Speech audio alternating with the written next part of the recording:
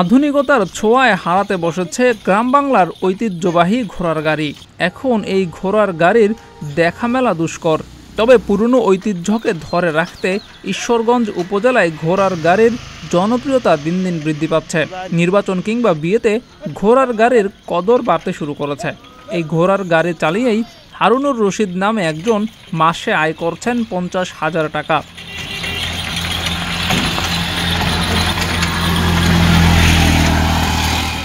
হারুনুর রশিদের বাড়ি ময়মনসিংহের ঈশ্বরগঞ্জ উপজেলার তারুন্দিয়া ইউনিয়নের গাবর বোয়ালি গ্রামে। শখের বশে মোবাইল দেখে 2022 সালে একটি ঘোড়া দিয়ে প্রথম শুরু করেন তিনি। বর্তমানে তার ঘোড়া রয়েছে 2টি।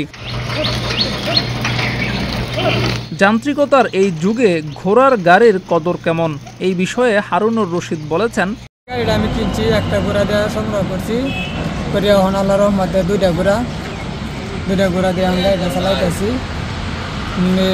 প্রতি শুক্রবারে আমার পিতায়, তারপরে সোমবার হতে মঙ্গলবার হতে মাসে 40-50 হাজার এরকম ইনকাম হয় আর কি।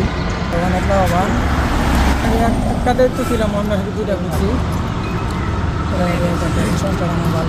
স্থানীয়রা জানিয়েছেন, ঈশ্বরগঞ্জ উপজেলায় একমাত্র ঘোড়ার গাড়ি হারুনুর রশিদের। তাকে দেখে বর্তমান তরুণ প্রজন্ম অনুপ্রাণিত হতে পারে।